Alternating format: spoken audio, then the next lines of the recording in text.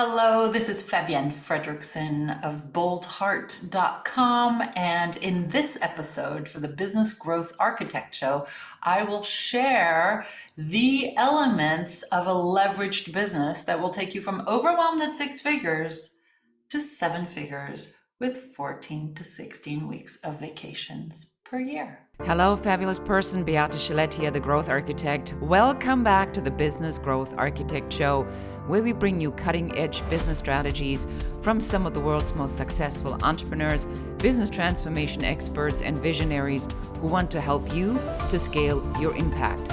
Look for one tangible strategy that you can take back and implement right away. And now back to our guest. Hello and welcome, Beate Chelette here, the Growth Architect. Today, I am, oh my gosh, what would I say?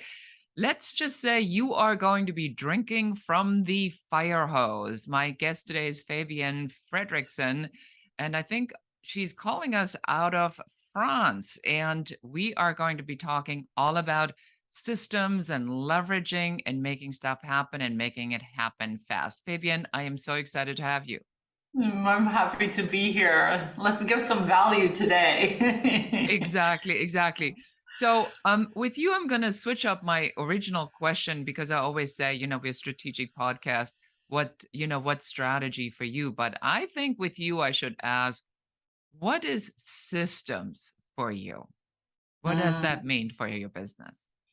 So just to give some context, what I do in life is to help women get from overwhelmed at six figures to seven figures with their life back. And the thing that I always say, Beate, is what got you here won't get you there.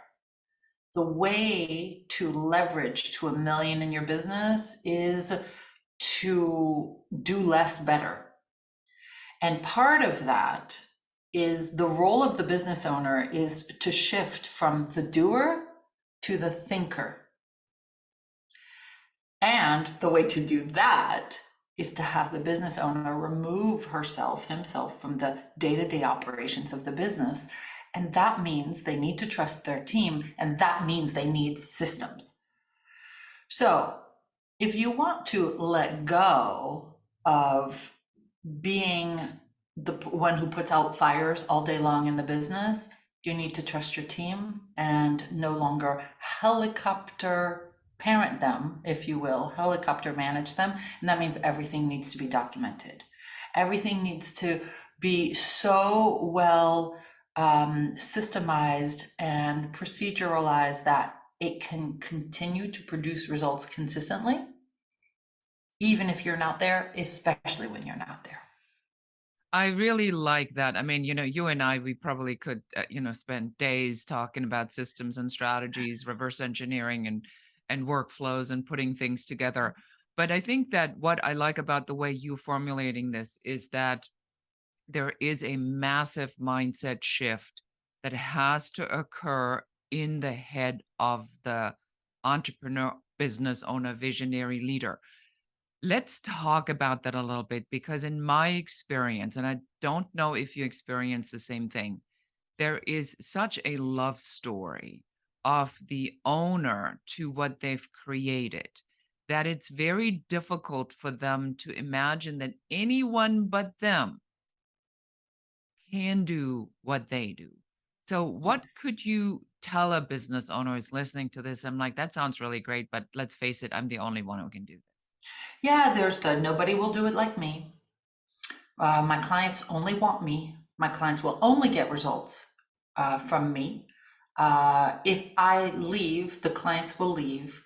There's all that. But honestly, even underneath that set of belief systems, there's a whole emotional need that is set up in the sense that one's business is the source of feeling significant, feeling needed, feeling like I call it the hero syndrome. Da, da, da, da, da, da, I am here to the rescue and I will hold your hand, client. And because of me, you will get results. And when you ask a business owner to no longer be involved in the results production process, to no longer be running the business. There is an identity shift that is required that they may not realize they don't want to let go of. They don't want to let go of feeling significant, needed, seen, be the hero. And so one of the things that I share with my people is your business is not the place to get your emotional needs met. Go feel needed by your kids, by your spouse, by a charity, by, something else. But this can, for your business to scale to 7 figures, and I've been at 7 figures for 15 years, multiple 7 figures. I had to go through all of this.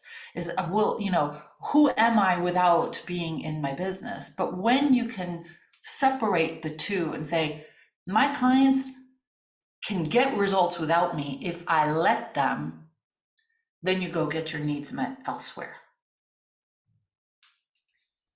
That is a powerful truth bomb.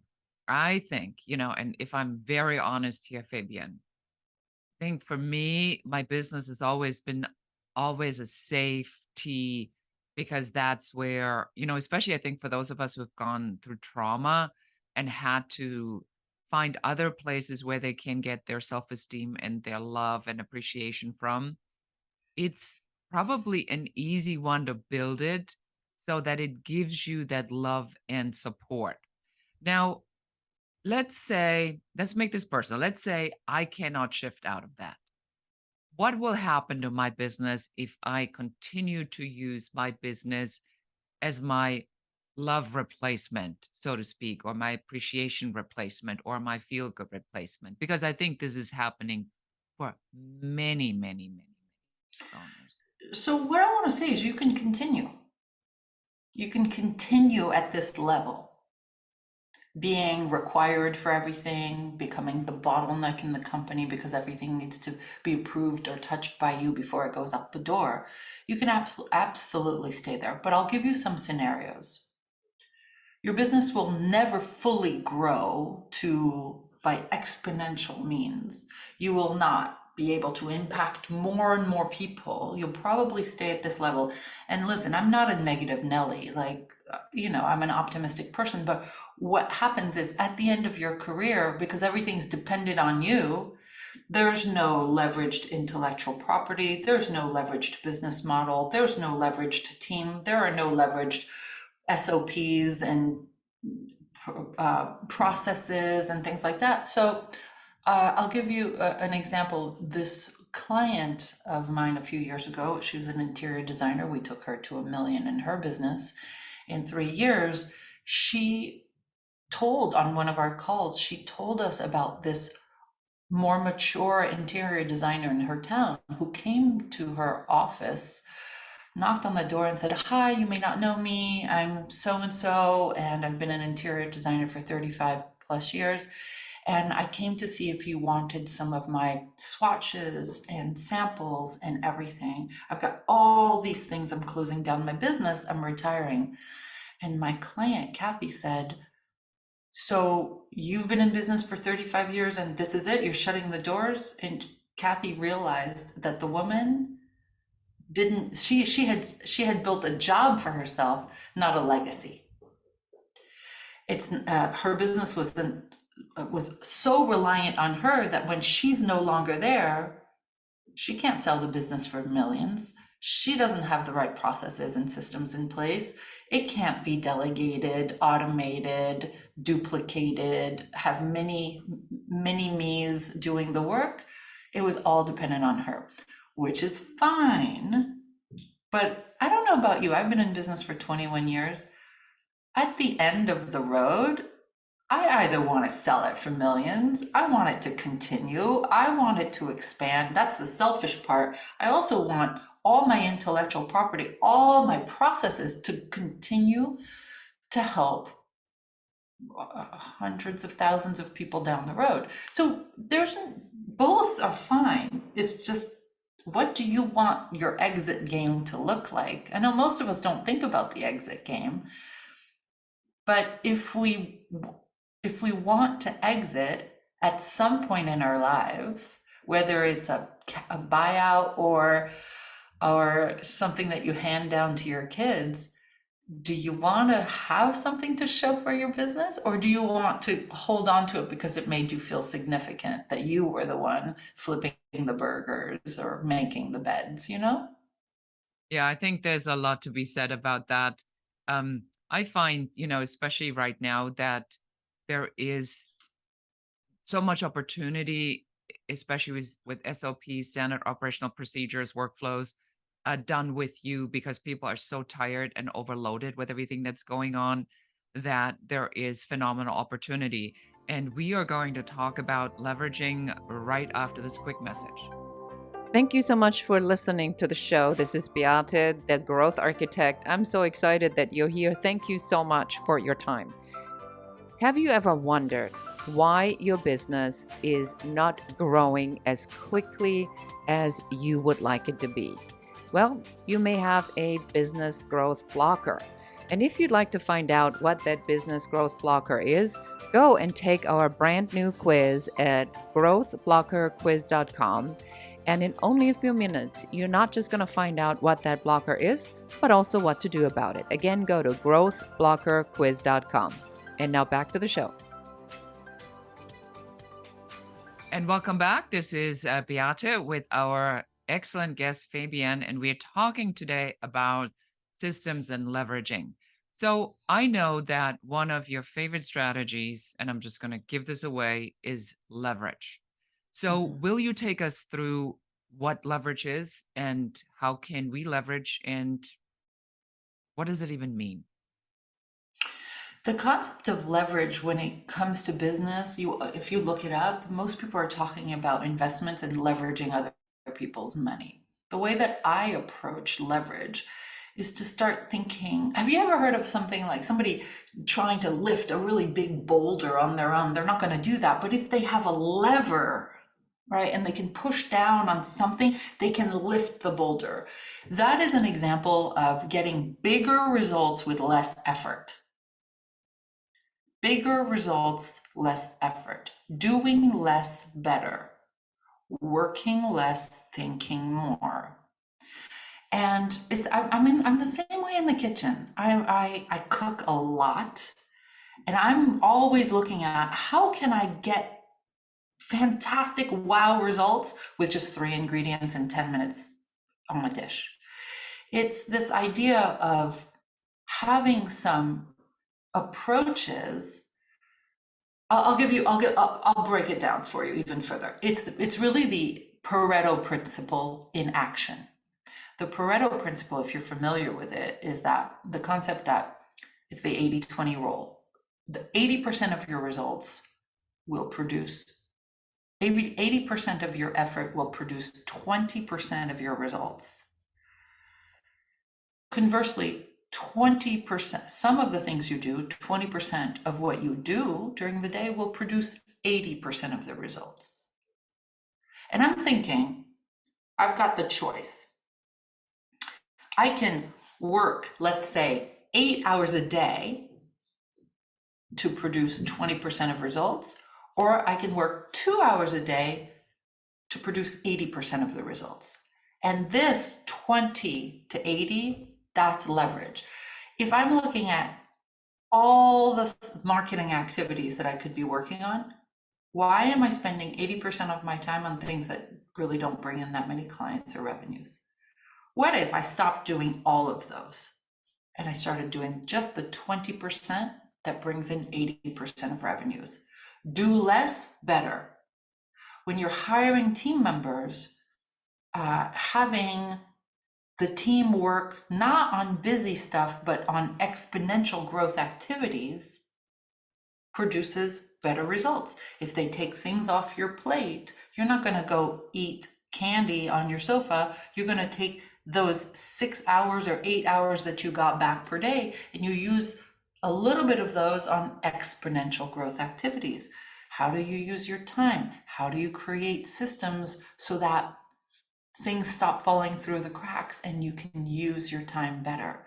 How do you work with your business model so that instead of working one-to-one hours for dollars, you can work one-to-many, make so much more working half the time? That's the concept of leverage that I talk about in my book, The Leveraged Business, where we look at leverage your team, leverage your systems, leverage your time, leverage your business model, leverage your marketing, leverage your differentiation, leverage the accountability in your business, leverage a second in command who runs the team for you, runs the business for you, so you can innovate and exponentially grow your business as opposed to being in the weeds.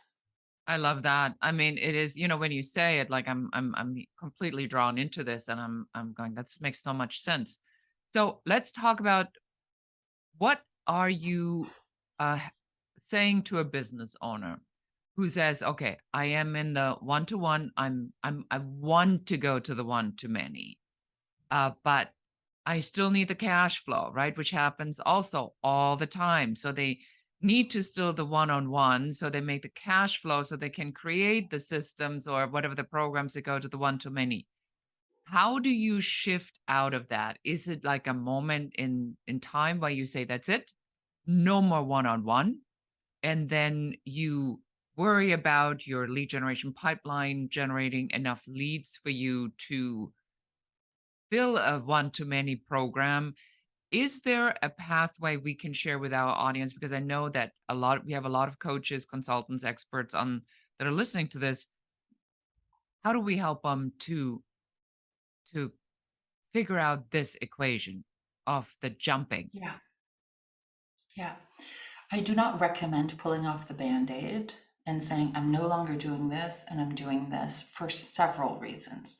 Number one, whenever I've seen, I hear a lot of the guys talk about burn the ships, burn the ships. Burn the And I'm bridges, thinking, yes. burn the bridges, burn the ships. And I'm thinking, yeah, but when regular people who have bills and mortgages and kids in school do that, they spiral into fear. And fear is crippling. So, no, I do not believe in that. I believe in transitions, but I'll tell you what we call it in our program. We call it dual tracking, where you continue to do things and market what is making you money now, is paying the bills. And then on the side, you're also building the new thing. In the leverage your business model, the chapter, but also the activator of our program, we talk about creating a hybrid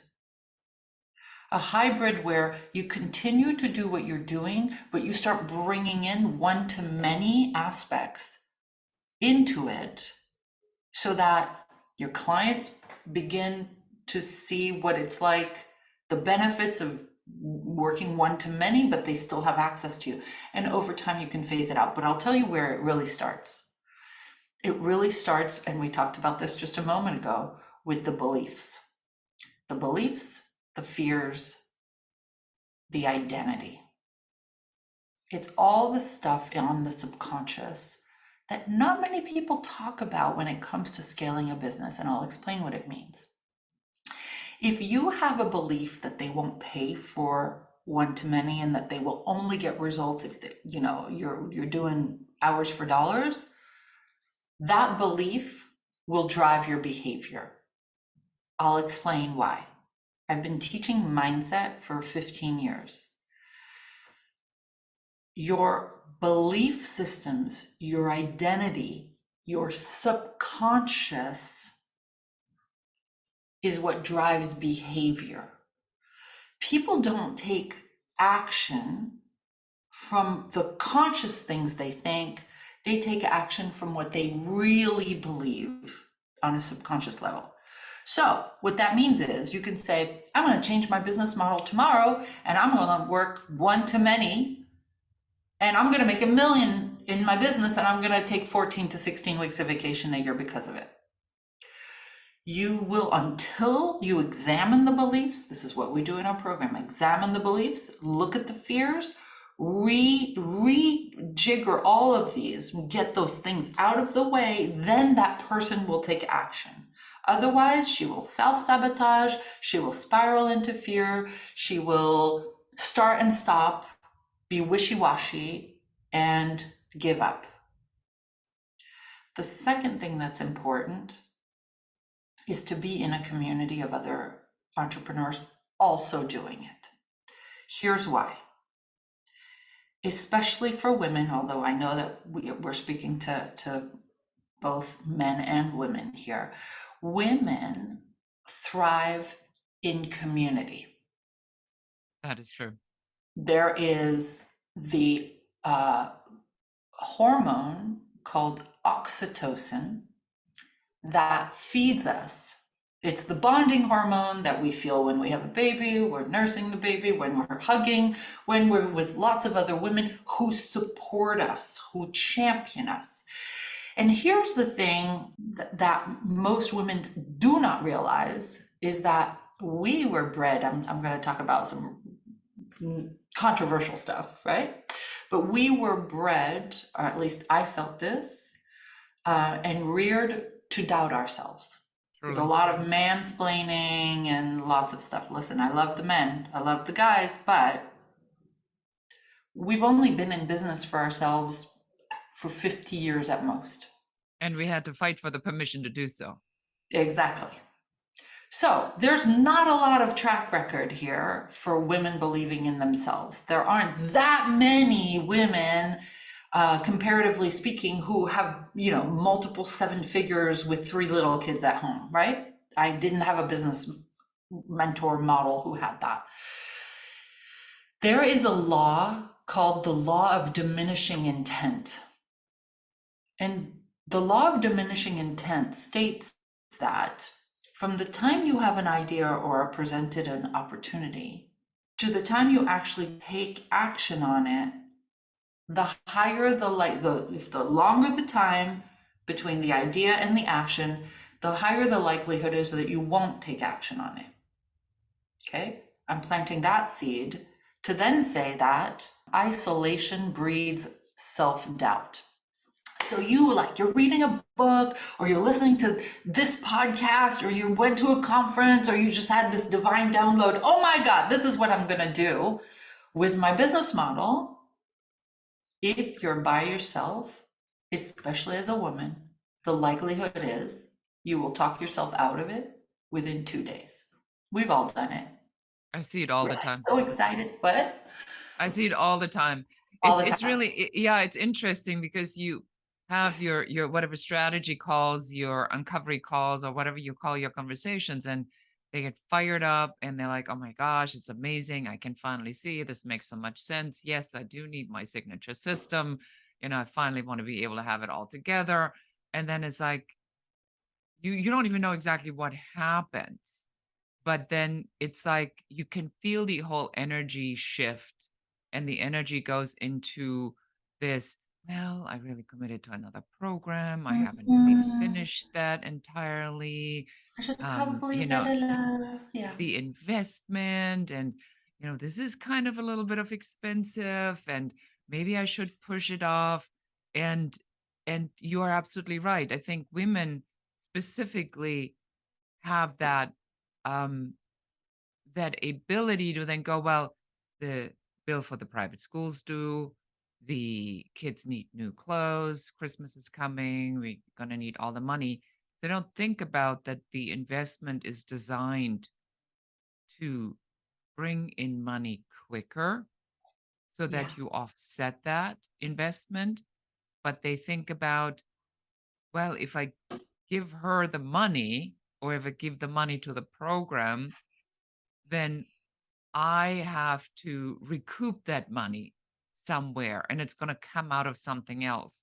And with that mindset, that's really not exactly going to work. So, what would you say to somebody, Fabian, who's listening now and who's spoken to you, spoken to me, spoken to any one of the other colleagues that we are surrounded with, and says, "Yeah, I really felt that that was the right thing, but then I backed off."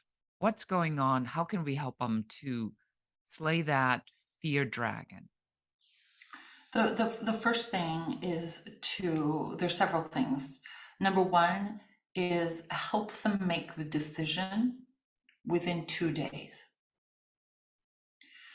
Number two, if it's not possible, keep reminding them of their dream, and not just of what they want to achieve, but how it will make a difference in their life. And number three, and this is what we started with, is when there is the law of diminishing intent, when a woman is in community with other women and she voices what she wants, the idea, the opportunity, when it's the right kind of intentional community as opposed to accidental community, she can then feel supported, championed, held accountable by all the other women in that community to take the actions. And so when you take a woman who's by herself working in her spare bedroom or at the kitchen table or in an office by herself, and she has an idea, and if there's no accountability, if there's no implementation incubator in her life, if there's no community in her life, she will likely, she will likely talk herself out of the big things. Conversely, if she is in a community such as Bold Heart or other communities that are out there where there's a huge focus on accountability, daily accountability, so that there's not more than 2 days that goes by without somebody lovingly holding you accountable to what you said you were going to do and what you really want for yourself, your business, your family, your income, your impact. When there's a focus on accountability, when there is a focus on implementing, executing, and finishing what you start, and you are in a loving community of other women who see your brilliance more so than you see your brilliance, who want you to win, whatever winning means to you that day, that year, just as much as you want them, she will not let you not say yes to the opportunity. And so one of the biggest reasons, because I've worked with tens of thousands of clients, I have clients and customers, I have this unique privilege of having done this for 21 years. I can see what happens when a woman is on her own. She will not go to her dreams as fast as when she's with other high achieving, healthy ambition women who are also kind, generous, loving, compassionate, collaborative. It is the secret sauce, Beate. Wow, And if I all mean, women were in that community, yes. the world would be changed, not to sound too grandiose. No, I mean, look, this is why I love doing these interviews and why I became a host is because it's for conversations like this. I mean, as we're talking about things that are important to the listener, I'm taking things away, and I've been in this part where it's moving toward the one to many. And and everything you've said really resonated with me personally because I can feel that angst, anxiety, right? That my identity that is so attached to what I've created, yet I'm a systems and strategy and workflow fanatic. And the entire idea is that the more and I've been doing this for a very long time. I built and sold a business to Bill Gates. It's not that I'm a novice, but when we have this identity, you would think you're absolutely correct. You nailed something today that I have not heard before. And so I want to make sure, and I'll be happy to spend a couple extra minutes on this to really get this clear for the audience.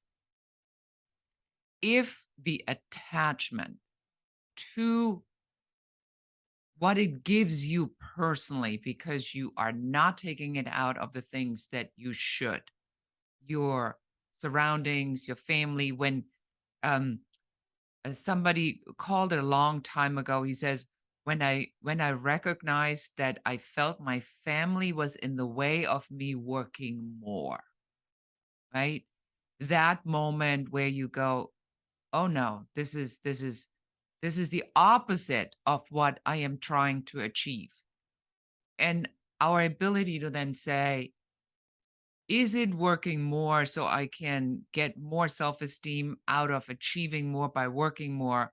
And now we're getting into this complete spiral of going around and around and around.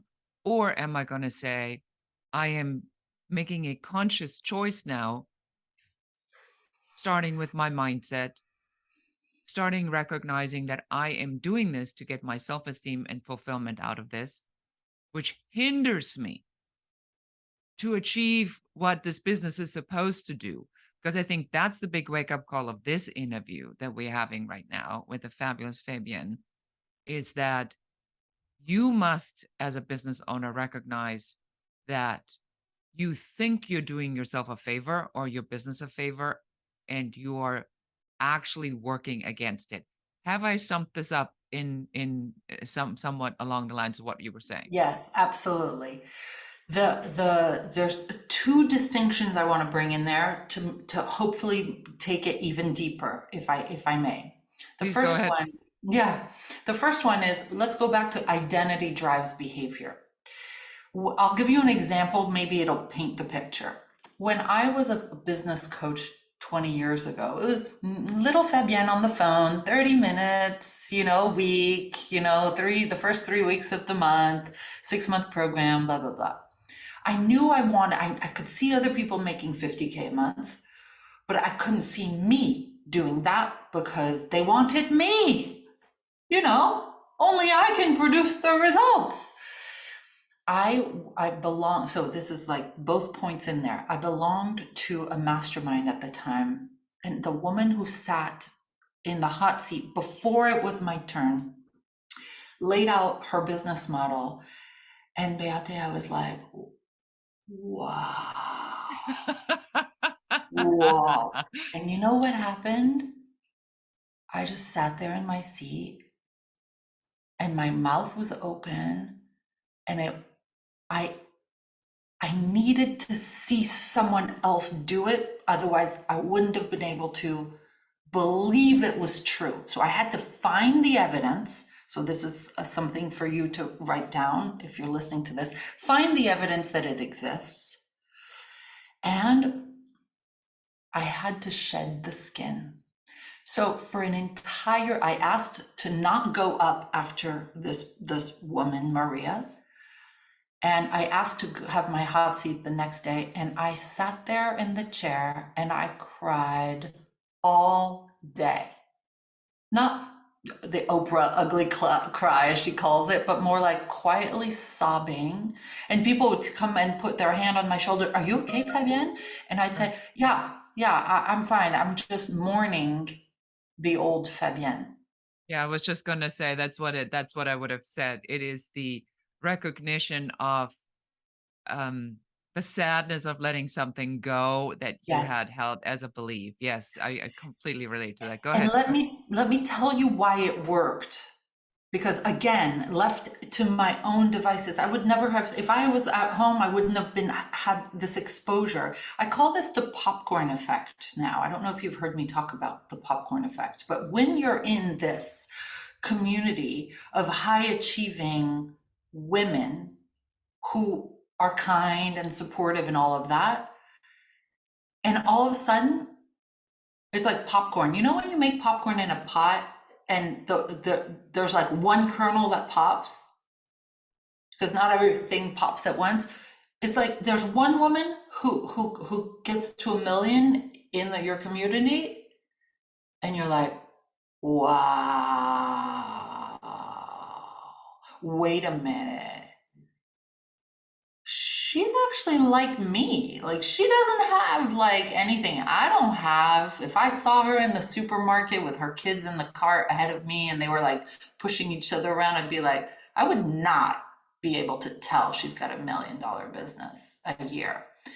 And then it starts to like, wow. And then pop, there's another woman and she's making 100,000 in a weekend for a launch or something like that. And she didn't have to work that much for it. And you're like, wow. Pop, pop, pop, pop. They don't all pop at once. but the evidence keeps showing up. What it does, Beate, is it normalizes that you can do it too. So it's not necessarily this blinding flash of, I'm going to stop doing one-to-one and go one-to-many. It takes a little while first to find the evidence, to have the popcorn effect, to mourn the old identity and step into this new paradigm of, I can make twice as much working half the time. But I'll say this again, just from experience, I don't believe you can give yourself a good haircut. Transformations happen when we are witnessed. It happens in community. And so I have not seen anybody radically transform in their house on their own. No, in a vacuum, I don't think that works. I think that it has to have some sort of a, there has to be some sort of energy exchange or a spark or a moment where something ignites. I think, from my own experience and having watched this and, and creating these processes for others, um, you can see that there is a moment where suddenly there is this shift where they look different, they talk different. It's like an internal energy explosion. And you say, whoa, there she is, or there he is, it's like, where's that coming from? It's Yeah. because suddenly that layer has been pulled off. But I love what you had said about, your experience share of you sitting there and crying. I do believe we need to give ourselves that permission to mourn that previous person, because we are letting go something that has brought us to this point. And that's how we started this interview, where you said what brought you here isn't going to get you there. In order for you to take that suitcase from the Paris train station to go to the Normandy, you can't go back to where you came from. It's a direction that you're going. And if we were to remind ourselves that the emotion is not an angry, negative emotion, but a releasing emotion, then maybe it would be easier for somebody going through this transformation to say, Absolutely. yeah, I'm kind of okay with that. And again, it's want to point this again out for our listeners here, that this has personal relevance. What happens to us that you and I are speaking today has very personal relevance. I've had nights and nights and nights of waking up, crazy dreams, my stomach's out, I'm not feeling good. I feel the transformation, and I'm like, why am I so heavy and down? And now in this conversation, and I'm interviewing you for my podcast, and yet here I am, the absolute benefactor of this, saying, now you help me to clarify something, that it is this sadness of having made that decision to let that go, because I know it's not serving me. But there is that, well, but it's been a really good run. I've been doing this for a very long time. I have clients, people are happy, but it is not satisfying or fulfilling anymore. So for our listeners, we're going a little bit longer here, but I really want to bring this piece to you, because Fabienne is really extraordinary in the way she does these things, that you also, as you're listening, especially as we're in a world right now where there's so much uncertainty and change and fear, that you understand some of these underlying emotions, mindset, and putting yourself firmly in charge of your own destiny by running your businesses more systematically and looking at other examples that are doing it and then going for it yourself. Fabienne, any last words? And then I want you to tell us where we can find you. I the what I want to say as a last word is, anything is possible, however cheesy that sounds, right? Whatever you set your mind to, you can have. And so get clear on what you want, deal with the mindset, Reverse engineer how to do it. You use those words at the beginning, but don't do it in isolation. It'll take 10 years to do in isolation, something you can do in 6 months or a year when you're in the company of others. That is my hack. In fact, I would invite anybody that's really curious about this community thing that we're talking about to go to YouTube and to type in Bold Heart Business Documentary. I hired a filmmaking team to come and film me and our members for a full week, and she came back with a 9-minute documentary, and she said, "This is why it works." And when I show this 9-minute documentary to women, most of them have tears well up in their eyes, and they say, "Wow, I need that." I get it. Yeah, yeah. Yeah. All right. So how do we find out more about you? You can go to boldheart.com. That is a great place to read about what we do. You can get the book, The Leveraged Business. It's there, I believe, on the top right. How overwhelmed 6-figure business owners get to 7 figures with their life back. You can find me on all of the socials, but let's start at Bold Heart. Read the success stories, if only to stretch your feeling of possibility of what's possible for you. Allow the evidence to help you normalize that this can happen for you too. Again, that's boldheart.com. I love it. Well, thank you so much. We'll put all of this, of course, on the show notes. Fabienne, you've been an amazing guest. Thank you for sticking with this interview, even though we definitely went longer than we usually do. But when we have brilliance in the room, we recognize it. So I honor you. Thank you so much for being here. Oh, you're so kind. Thank you. And cut. Wow, that was like, I knew this was going to be drinking from the firehouse. You're amazing. You're amazing. I enjoyed it. You were so real. Sometimes people interview and it's just so, robotic. Like I could tell you were really asking the questions, really engaged. I loved it. Thank you. I loved being on the receiving end of you. Yeah, I mean it's really and I mean everything I say. I don't have time for bullshit. I think that the part that so many of us are struggling with right now is that you see it in it's within reach, right? And so and I keep waking up and it's like you're already here, you're already here, you're already here, right? But it doesn't feel like I'm already here. And I've prepped it and I've pushed it. I'm launching the programs and the master. I mean, it's all in motion. The seeds have all been planted, but it's not happening yet because it's in that piece. So when I saw this morning that you were on my calendar, I'm like, man, this is gonna be so What timing. yeah, and David Nagel is coming in a couple of days, the mindset coach, which will be also amazing.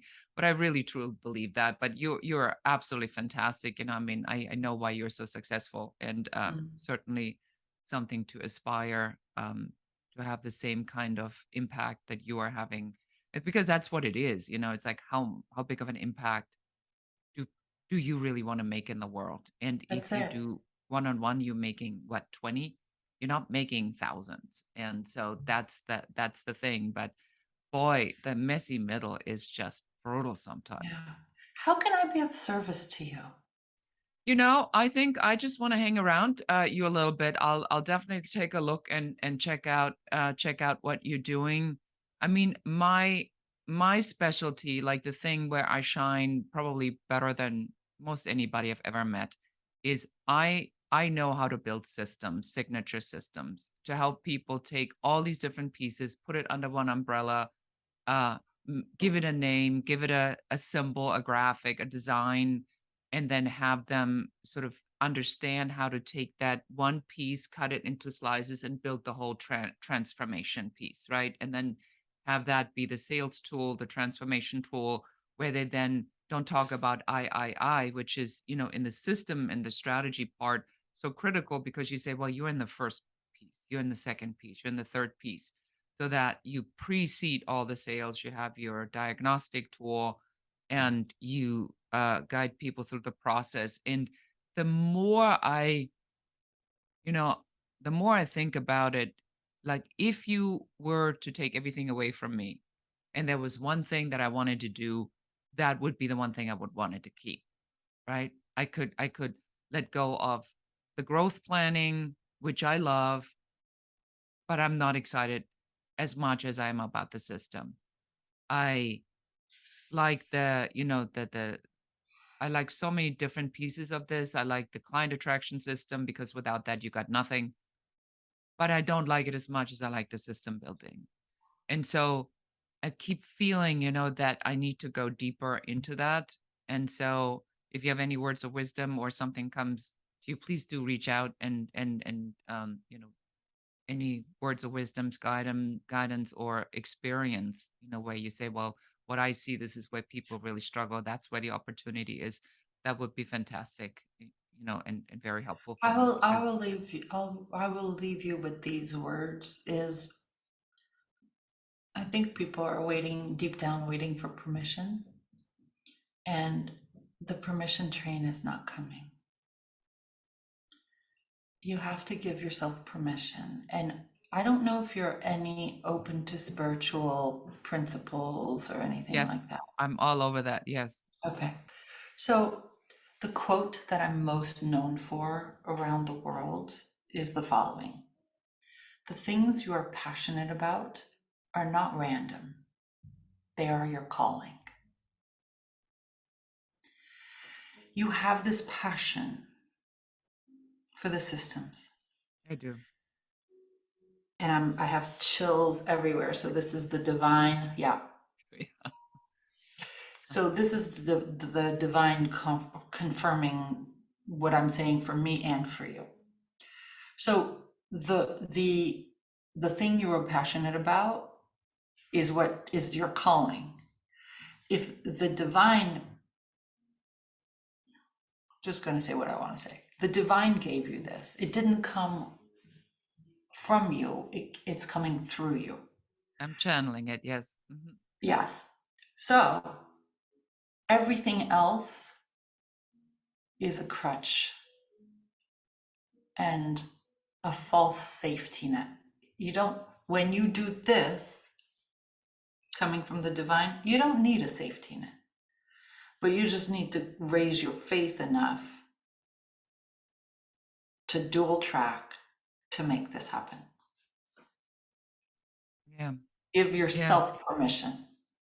Yeah. Yeah. You're absolutely right. I've watched myself. I do everything but that. And yet I know that that's the thing I'm most passionate about. It's really interesting. It's almost like I'm seeing myself, uh, and I'm going like, I see an opportunity here, I see an opportunity there. But then at the end of the day, I'm going like, what, this is really the thing that I'm most passionate about. This is very helpful. You're absolutely amazing. I mean, what a treat. Let's record your intro in the chat following the script. So I'll give you a minute to take a look at that and I'll pin you to the top. And while I am still like taking in everything you just said, Okay. and whenever you're ready. Okay. And if you need more than one take, we can do that, of course. Okay. Hello, this is Fabienne Fredrickson of boldheart.com. And in this episode for the Business Growth Architect Show, I will share the elements of a leveraged business that will take you from overwhelmed at six figures to seven figures with 14 to 16 weeks of vacations per year. And cut. Excellent. Well, thank you so much. And how can I support you, Fabienne? I just really like knowing you. I really like you already. Um, I want to say something, but I don't know if it's appropriate. Go ahead. It's fine. I don't believe in coincidences. I know that there was a reason why we were talking today. So say what you want to say. I would really like for you to go watch that 9-minute documentary on YouTube. All right. And if it ever makes sense, tap us on the shoulder because you are one of us and you would thrive. I'm not looking to pick up a client, but I would love to be on your journey to get you those results. I If it appreciate ever that. feels right. And if it doesn't, it doesn't. And maybe we were meant to stop here. But either way, I believe that you can do it. Right. Thank you so much, Fabienne. And we'll reach out and we'll send you the graphics and stuff to cross promote. It's going to take a couple months to get this out, but it'll come at the right time. You've been absolutely amazing. It's probably been one of my favorite interviews. So I thank Oh, you so thank you. much That for means doing so this. much to me. Wow, wow, wow. Thank you. Yeah, I mean, you know when someone is real, and I work a lot with intuition, and I really felt that sincerity. You're incredibly well spoken, very deliberate and thoughtful in your responses, and definitely very aspirational. So yes, I thank you Thank very you. much. This will Well, be that means a wonderful. lot to me. Thank you. Sending you big Thank hugs you. and talk Bye, soon. Fabienne. Take Bye. care. You too. And that's it for us today. Thank you for listening and watching the Business Growth Architect Show. I enjoyed having you here. And for accountability, just take one of the strategies that you have heard, one thing that you can implement in your business immediately. Please leave comments. Don't forget to like and share this show. And if you have any questions about business, please put them in the comments. We are here for you. We're here to support you and help you to grow, build, and scale your own business. For more advice, please check out our website in the show notes below. Thank you again. This is Beate Chelette, the Growth Architect, and goodbye.